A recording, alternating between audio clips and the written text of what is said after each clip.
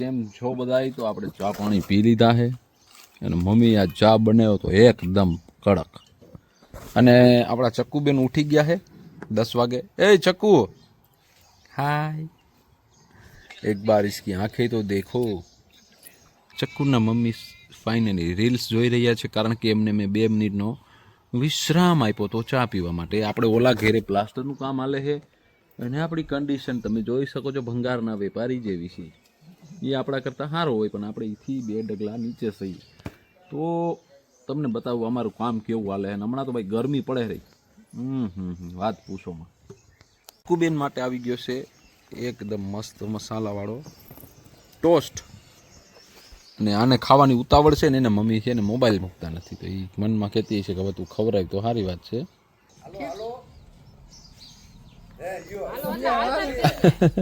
હાલો કયો એટલે હાલતા જ થઈ જાય સીધા. અમે આના હાટું ભાગ લેવા મોકલી હતી ખુશીની, પણ એનું તો બધું બેકાર ગયું, કારણ કે ખુશી છે ને ભાઈ અમારી એ અલગ જ કેરેક્ટર છે.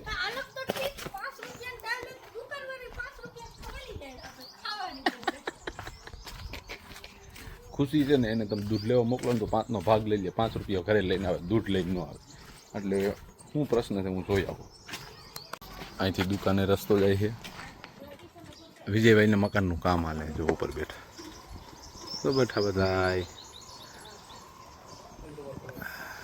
આ જો ભાઈ કે શું હાલે બધું પ્રોગ્રામ જો.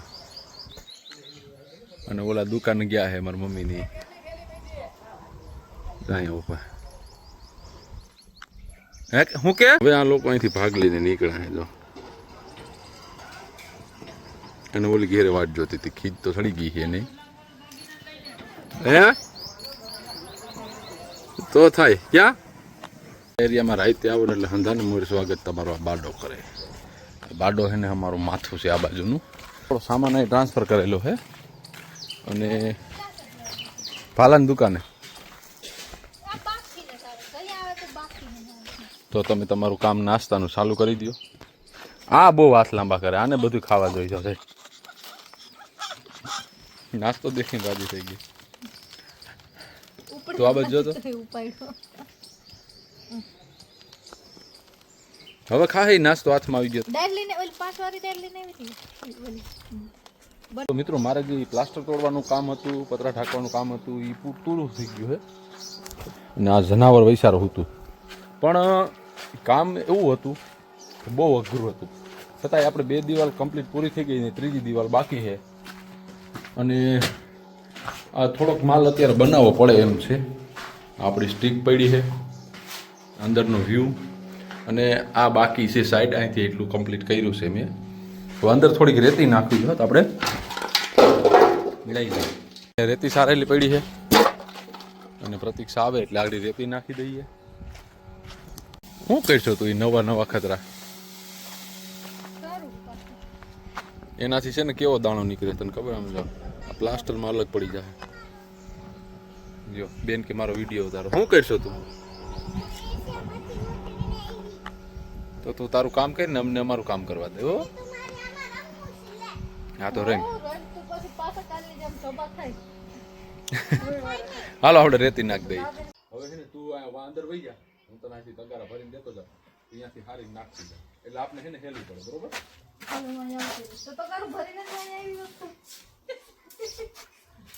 તારી ભૂલ છે, ઉપર ચડી જાય. મેં તો તને કીધું હતું. તો આપણે આ કામને છે ને ફટાફટ પૂરું કરી દઈએ.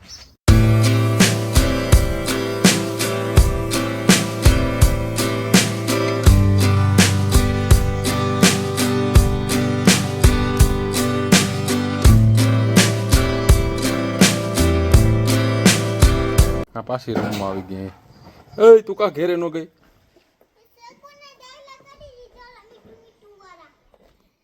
સારું.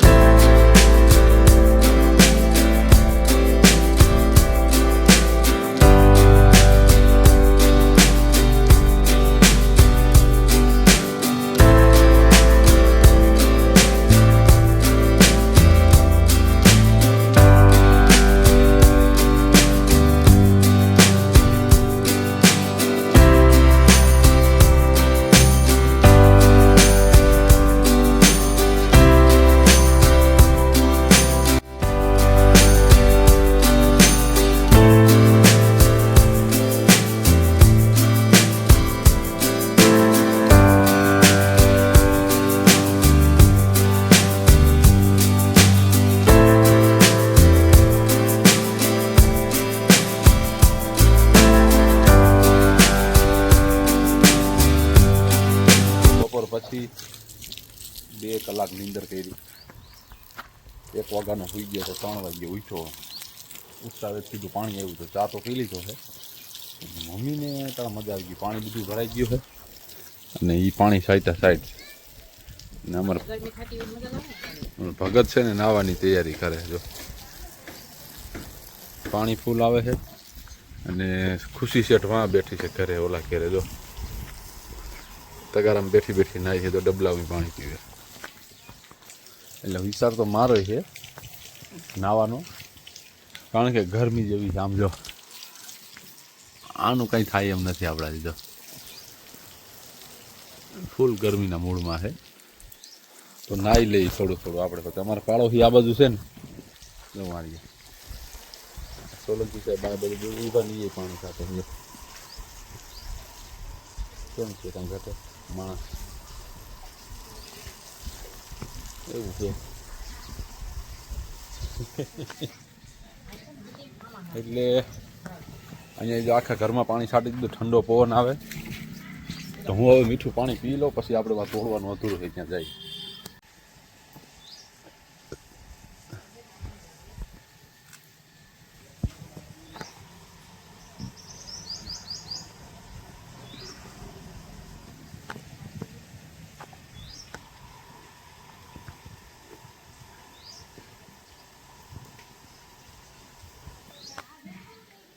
અટાણે લગભગ આ એરિયામાં બધા નળમાં પાણી એવું પાણી છાંટે. જો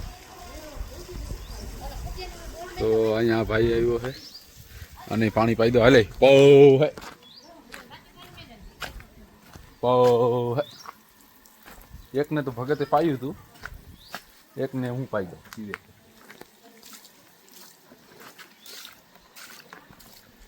હાલે પૌ है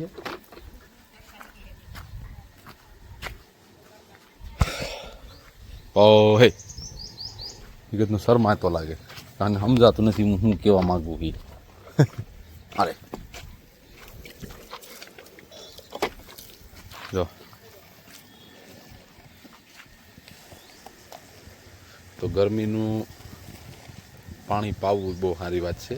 મેં ખાસ કરીને ભાઈ પશુઓને પાણી પાવું ને ખૂબ દયા મળે.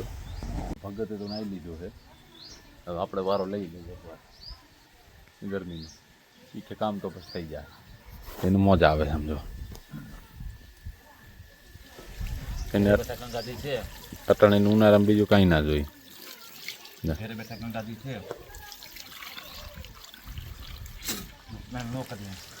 સ્નાન તો તમે બહુ કરો ભાઈ.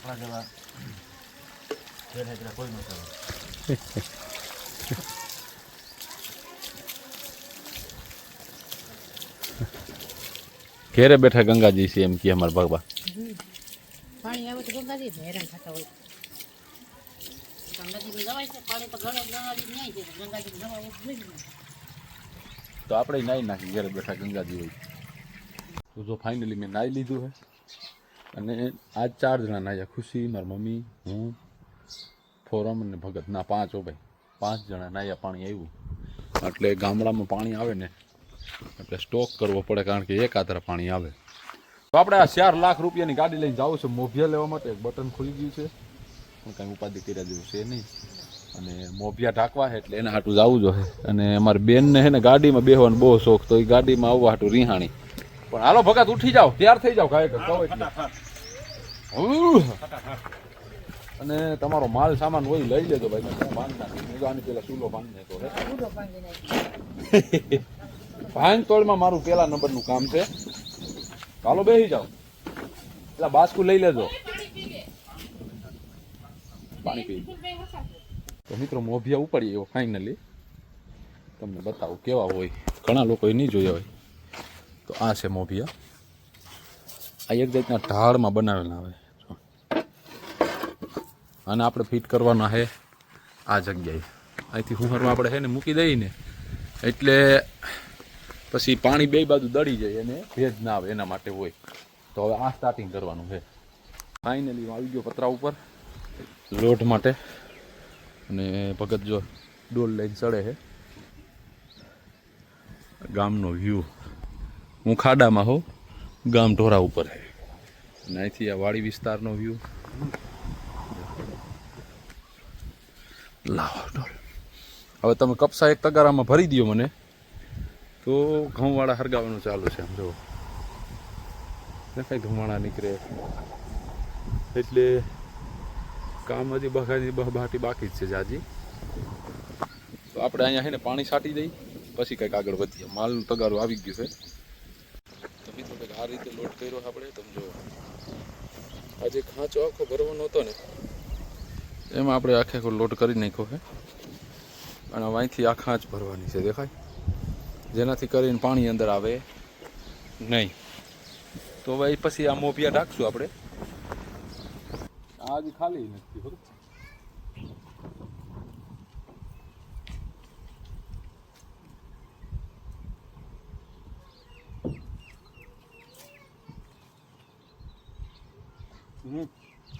મિત્રો તમે જોઈ શકો છો ફાઇનલી આપણું કામ પૂરું થઈ ગયું છે. આ પાછળ જો આ રીતનો લોડ થઈ ગયો છે. દિવાલોમાં બે બાજુ ક્રેક હતા એ ભરાઈ ગયા છે. જો ઓલા પ્રકાશભાઈની નીચે બેઠા છે. અને આપણો બ્લોગ હવે પૂરો કરીએ અને મળશું નવા વિડીયોમાં. અત્યારે સૂર્યાસ્તનો સમય થઈ ગયો છે અને હવે નવા વિડીયોમાં મળશું નવા ટોપિક સાથે એક નવા દિવસમાં. તો જય માતાજી, જય શ્રી કૃષ્ણ ને રામ રામ.